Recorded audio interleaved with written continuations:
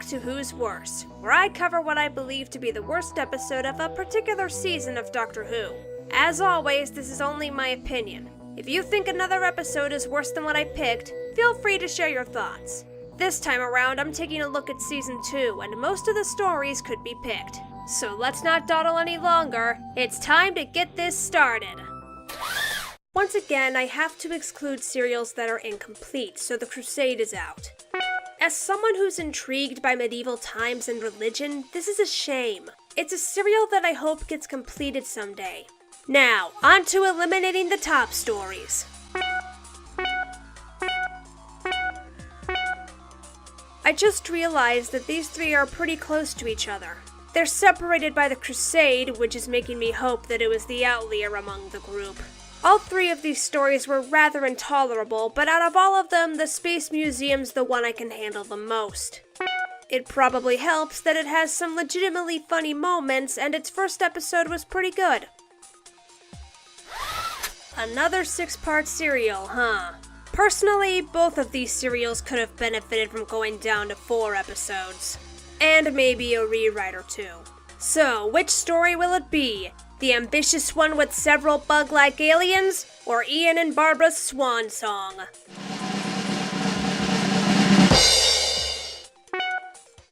Congratulations, you webby waste!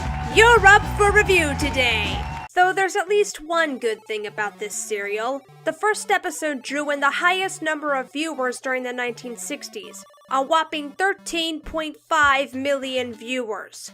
This record wouldn't be surpassed until nearly a decade later, by episode 2 of The Ark in Space, which drew in 13.6 million viewers. It was also the first serial to have a trailer promoting its airing, though the director, Richard Martin, wasn't quite happy with it as he thought it gave too much away in terms of story. Speaking of the story, want to know how the writer came up with this one? Well, Bill Strutton came up with it when he recalled a memory or two.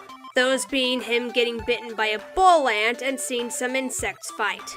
The script editor at the time, Dennis Spooner, got on board with the idea. Unfortunately, there were a few setbacks. For starters, the second episode had a 16-minute overrun thanks to flubs, missed cues, production issues, and a broken Zarbi costume. Then, the third episode was delayed because some sets hadn't arrived and another set's floor wasn't painted. This time, the overrun was 37 minutes. It was also during this serial's production that William Russell, aka Ian, decided he was going to leave the show. So if anyone out there really wanted Ian to stick around for a while longer, blame this serial. And as a bigger insult, this serial was thought to be lost, but as you can see, it was successfully recovered. We got this back, but we're still missing the rest of the Crusade, and the entirety of the Massacre, and a bunch of other stuff from Season 3! Anyway, I've wasted enough time. Let's examine the web planet and figure out where it all went wrong. We open on the TARDIS, making a landing on the rather empty-looking planet known as Fortis. As you can see, Susan is nowhere to be found, since she was left on Earth a few episodes back. Don't worry, the Doctor picked up a replacement in the very next serial. Her name is Vicky, and she's seen some shit, to put it mildly. Being tormented by a crazed, spiny man will do that to you. Anyway, the Doctor is having a hard time getting the TARDIS off the planet because something's keeping it down. He decides that the best solution is to use more power. Hey, if there's one thing Dragon Ball Z has taught me, it's that using more power always works. Meanwhile, here come the Zarbi. Their main function is to hurt your ears and make this serial even harder to sit through. And as if that wasn't enough, look at the costumes. I have no idea who designed these, but if they seriously thought the Zarbi were okay looking like this, oh boy!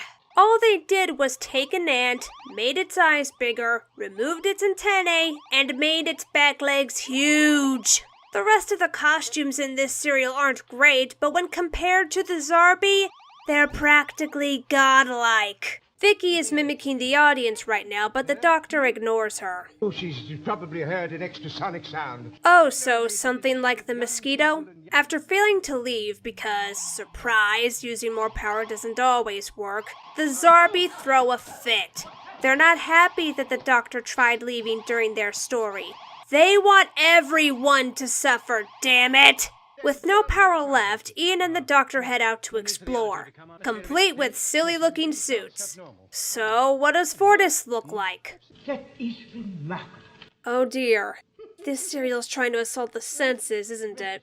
If you're wondering why or how, but mostly why, Fortis has a thin atmosphere, and the director wanted to portray that by putting a distortion lens on the camera. Unfortunately, it looks less like a thin atmosphere and more like someone smeared Vaseline on the camera lens. So not only is this serial painful to listen to at times, it's also hard to see. Wonderful! Back in the TARDIS, Barbara's arm starts moving on its own, so to calm herself down, she talks to Vicky. I know. I wish we'd materialized in some really luxurious place, you know. I think your time in Rome has spoiled you a bit, Vicky. Well, it's the things we don't understand that frighten us. I'm sure there's a perfectly simple explanation. It's... Remember what you said last season, Barbara. You can't apply Earth standards. You just can't. Meanwhile, Ian decides to wash his face with the waters of Fortis, but the doctor stops him. Here you are. Look. See there. Here. Oh, how funny! I seem to recall that one time where Ian warned Susan about swimming in acid. So it makes sense that Ian has to be warned of acidic waters here. Why didn't you remember what happened on Marinus, Ian? Oh, and to top it off, Ian complains about losing his tie to the acid, despite the doctor using it to save his life. Because clearly, a piece of fabric is more important than your survival. The Zarbi come a-knocking for Barbara, and she winds up leaving the TARDIS in a trance. Vicky isn't better off, because not long after, the TARDIS starts moving, leading her to hit random buttons on the console. You know, we should all be thankful that the TARDIS has no power at this point. The men aren't having better luck as Ian gets stuck in a web trap and the doctor freaks out over the TARDIS disappearing. What happened to that weed? I don't know, ask Ian. He looks like he's had some himself. Oh, what a cursed place this is. Something tells me most of the viewers would agree. Barbara is still being led around Fortis, but have no fear. Bee-Woman is here! While the doctor moans about the TARDIS being gone, Vicky's trapped in it as it's dragged towards... that. With tentacles trying to feel it. First surrounded by acid, now this? That TARDIS must be pissed by now. Help me. Sorry, Vicky. No one can help you now. Back with Barbara, she's freed by Bee-Woman and her friends. Actually, they're the Menoptera, a race of bee-like aliens. Okay, the back of the DVD calls them moth-like, but their name sounds like it came from Hymenoptera, so it makes more sense for them to be bee-like. They're unsure of her allegiance and even consider killing her, so Barbara responds in kind. The men are still outside looking for the TARDIS, but the Zarbi arrive to take them back to their base. Gotta bring most of the group together somehow. Where's Barbara? Good question. Where is she? Ah, never mind then. The Menoptera try to contact their allies via crystals, only for the Zarbi to arrive with a brainwashed Barbara with them. One escapes, another dies, and a third frees Barbara from the Zarbi's control. Just in time for her to witness him getting maimed. Well, it can't get much worse for the Doctor and the others, right? Why do you come now? You could have worded that better. Just saying. That thing is the main villain of the serial, the Animus. Its backstory is... weird. Apparently, it existed in a different universe as a Loiger, then came into this one and became a god. So yes, the Cthulhu mythos is a part of Doctor Who. Make of that what you will. Anyway, the Animus assumes that the Doctor is a Menoptera and fires at the TARDIS with a tentacle gun. Well, I got thrown against the control panel and I just pressed any switches I could see. It suddenly became alive. I couldn't help it. You have performed a miracle, my dear. If by miracle you mean it's a miracle you didn't blow up the TARDIS, then yes, I agree. For now, the Animus is willing to play nice by offering freedom in exchange for the Doctor's services. Remember how I said the third episode had some issues? Yeah, they had to keep this blooper in. Hands. Yes. So relentless. Indestructible. Relentless? Yes. Indestructible, though? No, not really. You can just poison or crush them. Then you get into other predators like a specific cordyceps fungus. Right, moving on. Come along, drop this hairdryer or whatever it is. Wow. The first Doctor just flat out mocked a god. And here I thought I wouldn't see this until the seventh Doctor. After the Doctor convinces the Animus to weaken its powers, Ian is able to book it out of the lair.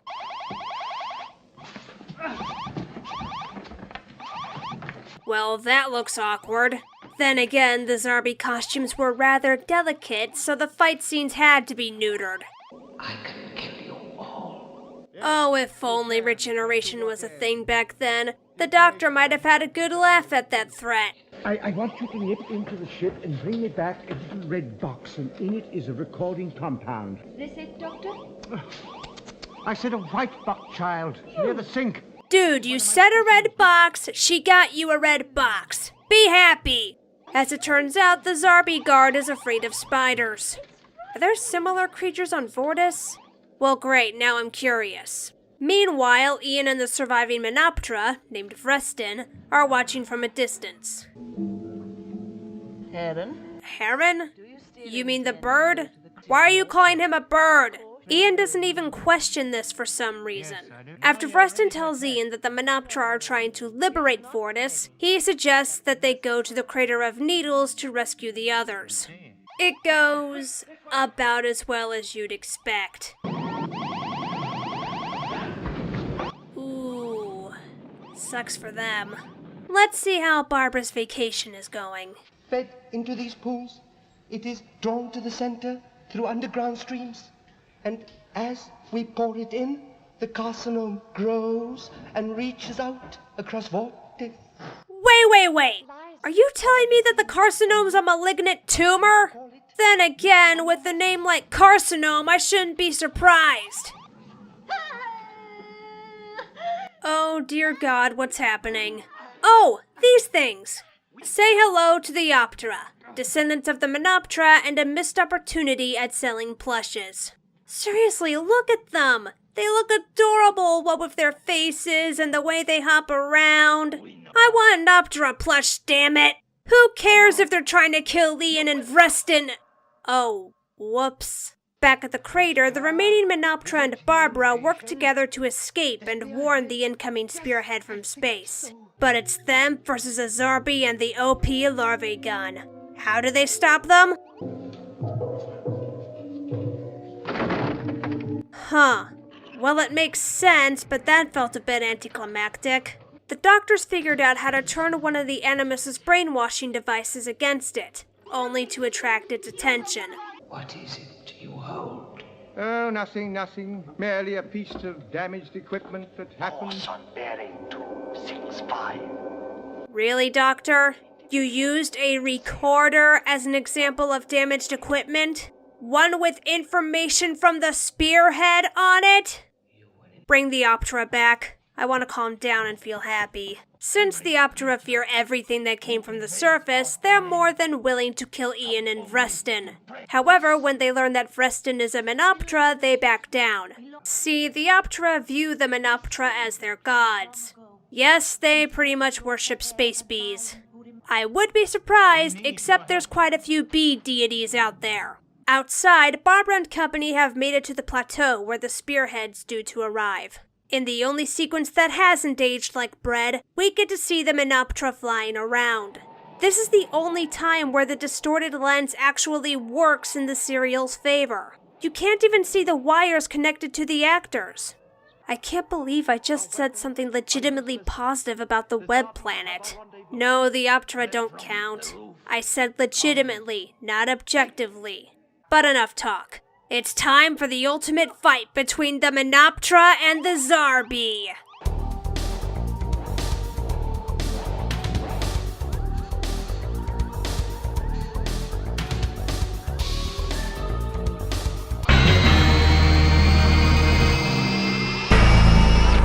Fatality. Back at the Carcinome, it turns out that Vicky's wearing the altered device and is able to free the Doctor. He manages to get the device on a Zarbi, allowing him to control it with his ring. So with the brainwashed Zarbi, the Doctor and Vicky leave the Animus' domain. The survivors of the battle, meanwhile, have holed up in a temple of sorts.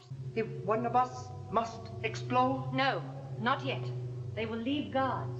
or if not, Okay, any more noises like that and my ears might explode. With their backs against the wall, the group decides to attack the Animus with an experimental weapon. A web, and the living thing behind it grows and spreads its evil around Vortis. This destructor would have reversed the process, made the cells grow inwards and die. So you're fighting cancer with atrophy. Damn, that's hardcore. But while they're planning things out, a visitor arrives. No! Do not attack me. This is Vicky's pet, and she'd rather not lose this one. Where is Chesterton? Good question. Let's check on him. Right, I can see that you're busy. We'll check on you later.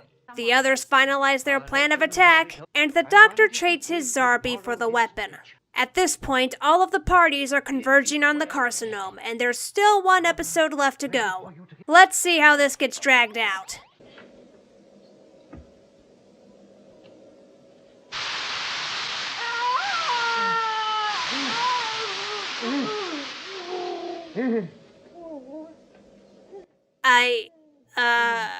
You know what? I'm not even gonna touch that. Y'all can draw your own conclusions. So the Animus isn't happy with the Doctor showing up, and neither is he, though that might be for a different reason.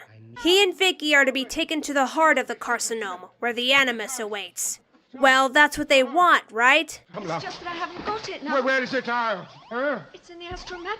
Really, Vicky? Out of all the things you could have done, you left the weapon inside the astral map?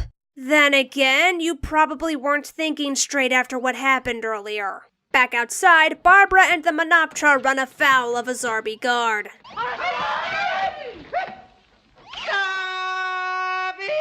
I feel like I'm in a fever dream. Make it stop!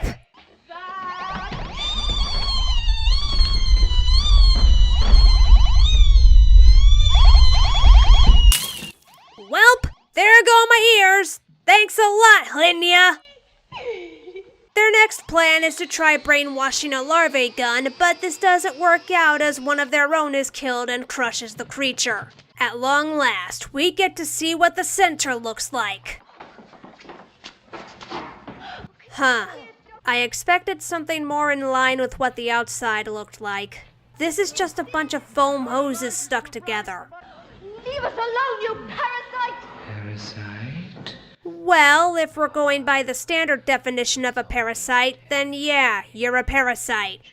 You filthy great spider! Hey, don't insult spiders by comparing them to that! Barbara's group finds another Zarbi to brainwash and the weapon. Meanwhile, Ian's group has almost reached the center. They just have to cut through foam and rope. It's like trying to cut your way through treacle. Okay, I get what you're doing, but I don't think playing hot potato with your last chance of survival is a smart idea. And guess what? The moment they get to the center, the Animus overwhelms them. Why do you keep making things awkward for me? But look, Ian's arrived. Maybe he can get overwhelmed too. Alright, fine. It's okay. After all, if there's one thing this series has taught me, it's that Barbara cannot be contained. Somebody gon' get their ass kicked. Somebody gon' get their wings lit. With the Animus gone, the Zarbi are freed from their control, and the waters of Fortis begin to flow again. There's a lot of cute moments during the ending here, like Barbara playing with the larvae gun, and Freston helping the Optra adjust to the surface world.